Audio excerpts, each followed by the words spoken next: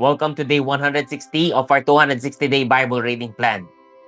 We are continuing on the 27th book of the Bible, the book of Daniel. Chapter 5. King Belshazzar made a great feast for 1,000 of his lords and drank wine in front of the 1,000. Belshazzar, when he tasted the wine, commanded that the vessels of gold and of silver that Nebuchadnezzar his father had taken out of the temple in Jerusalem be brought, that the king and his lords, his wives, and his concubines might drink from them. Then they brought in the golden vessels that had been taken out of the temple, the house of God in Jerusalem, and the king and his lords, his wives, and his concubines drank from them. They drank wine and praised the gods of gold and silver, bronze, iron, wood, and stone. Immediately the fingers of a human hand appeared and wrote on the plaster of the wall of the king's palace, opposite the lampstand. And the king saw the hand as it wrote. Then the king's color changed, and his thoughts alarmed him. His limbs gave way, and his knees knocked together. The king called loudly to bring in the enchanters, the Chaldeans, and the astrologers. The king declared to the wise men of Babylon, "Whoever reads this writing and shows me its interpretation shall be clothed with purple and have a chain of gold around his neck and shall be the third ruler in the kingdom." Then all the king's wise men came in, but they could not read the writing or make known to the king the interpretation. Then King Belshazzar was greatly alarmed, and his color changed, and his lords were perplexed. The queen, because of the words of the king and his lords, came into the banqueting hall, and the queen declared, "O king, live forever. Let not your thoughts alarm you or your color change. There is a man in your kingdom in whom is the spirit of the holy gods. In the days of your father, light and understanding and wisdom like the wisdom of the gods were found in him. And King Nebuchadnezzar your father the king, made him chief of the magicians, enchanters, Chaldeans, and astrologers, because an excellent spirit, knowledge, and understanding to interpret dreams, explain riddles, and solve problems were found in this Daniel, whom the king named Belteshazzar.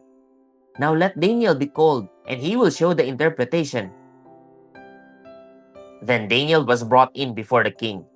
The king answered and said to Daniel, "You are that Daniel, one of the exiles of Judah, whom the king my father brought from Judah.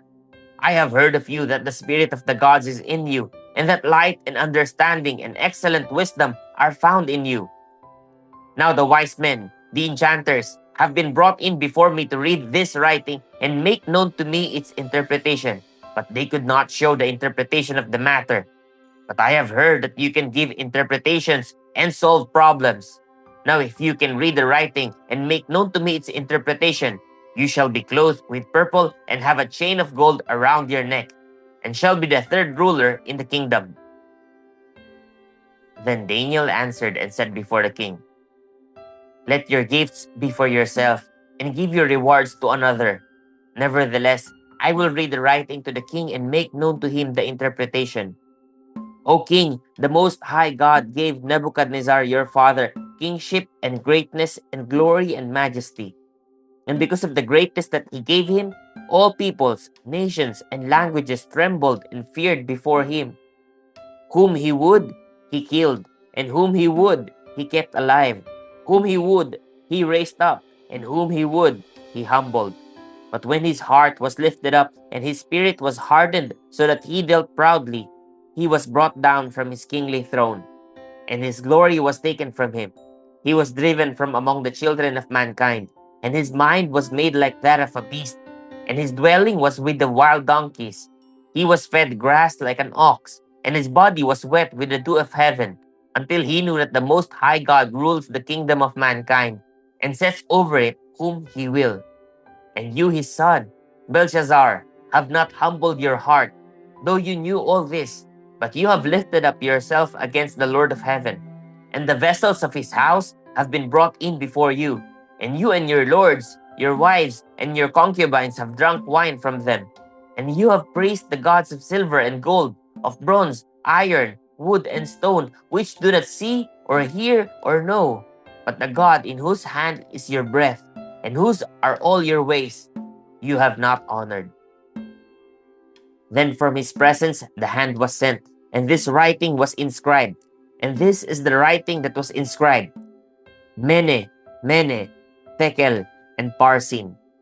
This is the interpretation of the matter. Mene, God has numbered the days of your kingdom and brought it to an end. Tekel, you have been weighed in the balances and found wanting. Peres, your kingdom is divided and given to the Medes and Persians. Then Belshazzar gave the command, and Daniel was clothed with purple. A chain of gold was put around his neck, and a proclamation was made about him, that he should be the third ruler in the kingdom. That very night, Belshazzar the Chaldean king was killed, and Darius the Mede received the kingdom, being about 62 years old.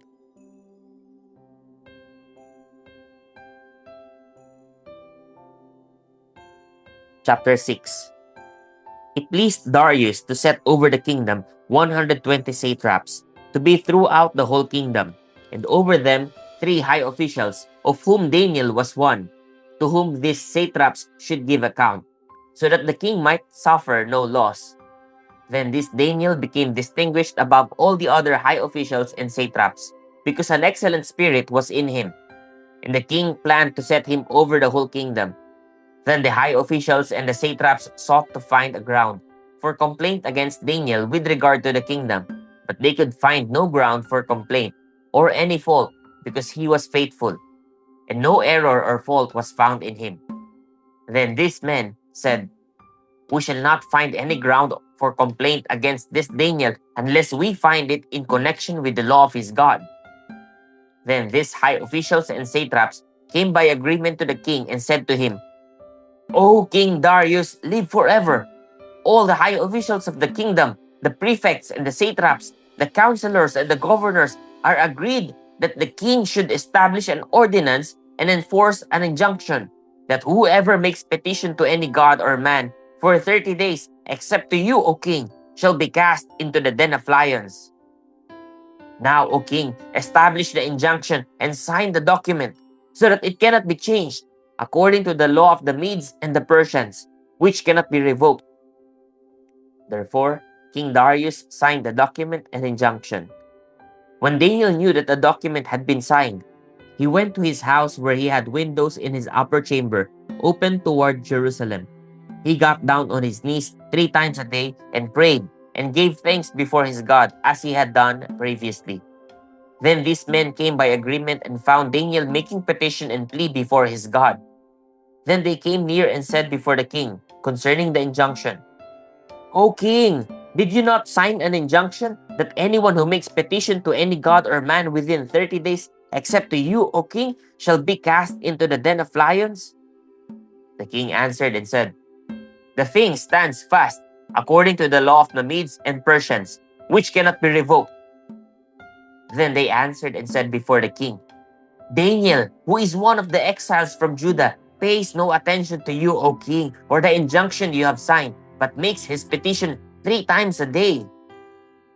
Then the king, when he heard these words, was much distressed and set his mind to deliver Daniel. And he labored till the sun went down to rescue him. Then these men came by agreement to the king and said to the king, "Know, O king, that it is a law of the Medes and Persians that no injunction or ordinance that the king establishes can be changed." Then the king commanded, and Daniel was brought and cast into the den of lions.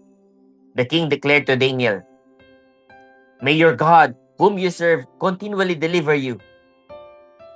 And a stone was brought and laid on the mouth of the den. And the king sealed it with his own signet and with the signet of his lords, that nothing might be changed concerning Daniel. Then the king went to his palace and spent the night fasting. No diversions were brought to him, and sleep fled from him. Then at break of day, the king arose and went in haste to the den of lions. As he came near to the den where Daniel was, he cried out in a tone of anguish. The king declared to Daniel, "O Daniel, servant of the living God, has your God, whom you serve continually, been able to deliver you from the lions?" Then Daniel said to the king, "O king, live forever. My God sent his angel and shut the lion's mouth, and they have not harmed me, because I was found blameless before him, and also before you, O king, I have done no harm. Then the king was exceedingly glad, and commanded that Daniel be taken up out of the den. So Daniel was taken up out of the den, and no kind of harm was found on him, because he had trusted in his God. And the king commanded, and those men who had maliciously accused Daniel were brought and cast into the den of lions, they, their children, and their wives. And before they reached the bottom of the den, the lions overpowered them and broke all their bones in pieces. Then King Darius wrote to all the peoples, nations, and languages that dwell in all the earth, peace be multiplied to you. I make a decree that in all my royal dominion, people are to tremble and fear before the God of Daniel. For he is the living God, enduring forever. His kingdom shall never be destroyed, and his dominion shall be to the end. He delivers and rescues. He works signs and wonders in heaven and on earth. He who has saved Daniel from the power of the lions. So this Daniel prospered during the reign of Darius, in the reign of Cyrus the Persian.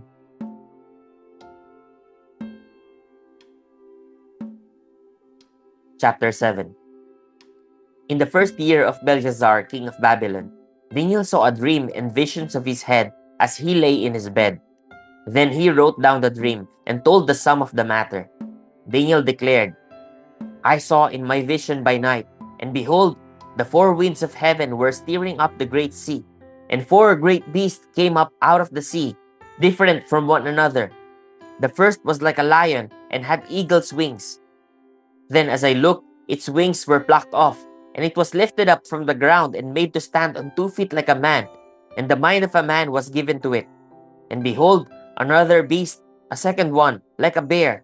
It was raised up on one side. It had 3 ribs in its mouth between its teeth, and it was told, Arise, devour much flesh. After this I looked, and behold, another, like a leopard, with 4 wings of a bird on its back. And the beast had 4 heads, and dominion was given to it. After this I saw in the night visions, and behold, a fourth beast, terrifying and dreadful and exceedingly strong. It had great iron teeth. It devoured and broke in pieces and stamped what was left with its feet. It was different from all the beasts that were before it, and it had 10 horns. I considered the horns, and behold, there came up among them another horn, a little one, before which 3 of the first horns were plucked up by the roots. And behold, in this horn were eyes like the eyes of a man, and a mouth speaking great things. As I looked, thrones were placed, and the Ancient of Days took his seat. His clothing was white as snow, and the hair of his head like pure wool. His throne was fiery flames. Its wheels were burning fire. A stream of fire issued and came out from before him. 1,000 thousands served him, and 10,000 times 10,000 stood before him. The court sat in judgment, and the books were opened. I looked then because of the sound of the great words that the horn was speaking. And as I looked, the beast was killed, and its body destroyed and given over to be burned with fire. As for the rest of the beasts, their dominion was taken away, but their lives were prolonged for a season and a time. I saw in the night visions, and behold, with the clouds of heaven, there came one like a son of man.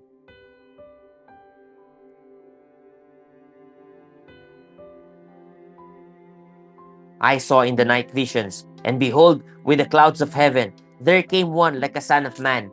And he came to the Ancient of Days, and was presented before him. And to him was given dominion and glory and a kingdom, that all peoples, nations, and languages should serve him. His dominion is an everlasting dominion, which shall not pass away, and his kingdom one that shall not be destroyed. As for me, Daniel, my spirit within me was anxious, and the visions of my head alarmed me. I approached one of those who stood there and asked him the truth concerning all this. So he told me and made known to me the interpretation of the things. These 4 great beasts are 4 kings, who shall arise out of the earth. But the saints of the Most High shall receive the kingdom and possess the kingdom forever, forever, and ever. Then I desired to know the truth about the 4th beast, which was different from all the rest, exceedingly terrifying, with its teeth of iron and claws of bronze, and which devoured and broke in pieces and stamped what was left with its feet. And about the 10 horns that were on its head, and the other horn that came up, and before which 3 of them fell, the horn that had eyes and a mouth that spoke great things, and that seemed greater than its companions. As I looked, this horn made war with the saints and prevailed over them, until the Ancient of Days came, and judgment was given for the saints of the Most High. And the time came when the saints possessed the kingdom. Thus he said, As for the fourth beast, there shall be a fourth kingdom on earth, which shall be difficult from all the kingdoms, and it shall devour the whole earth, and trample it down, and break it to pieces. As for the 10 horns, out of this kingdom 10 kings shall arise, and another shall arise after them.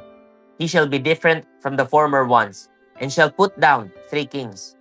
He shall speak words against the Most High, and shall wear out the saints of the Most High, and shall think to change the times and the law, and they shall be given into his hand. For a time, times, and half a time.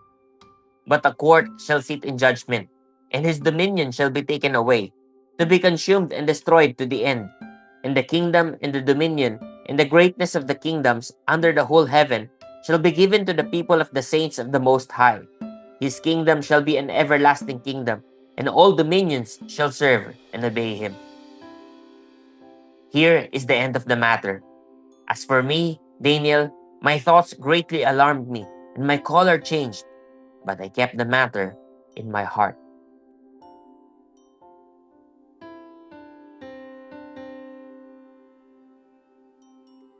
Chapter 8.